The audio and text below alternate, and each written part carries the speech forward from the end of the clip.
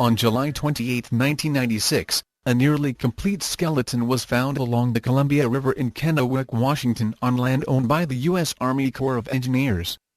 These bones, thought to be quite old, were turned over to an anthropologist by the county coroner. A month later, anthropologist Dr. James Chatters held a sensational press conference.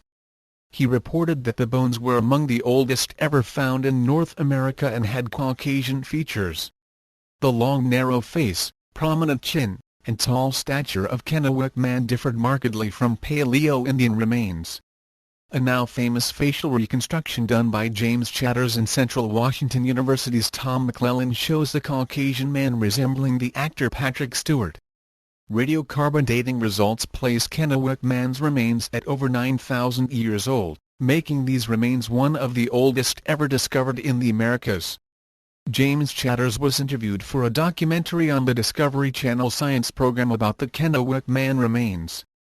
Listen carefully to the following clip. Kennewick man's age is nothing less than mind-boggling.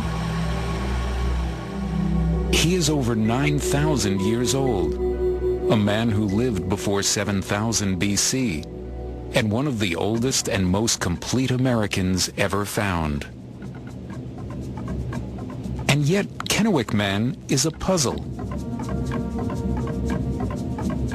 Scientists have long believed that the first and oldest Americans were Native Americans. But with his unusual features, Kennewick man doesn't look like a Native American.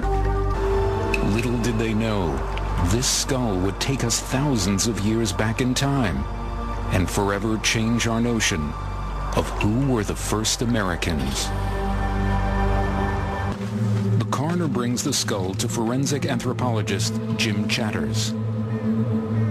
This is a first glance, so I don't have a sense of time on him. All I have is just his physical features to work with.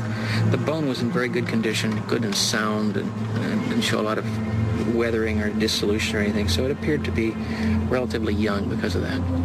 Very long, narrow brain case, fairly distinct brow, and a nose that just jumps off his face. Very pronounced nose. These are all characteristics more often see on Western Eurasian skeletons, European skeletons.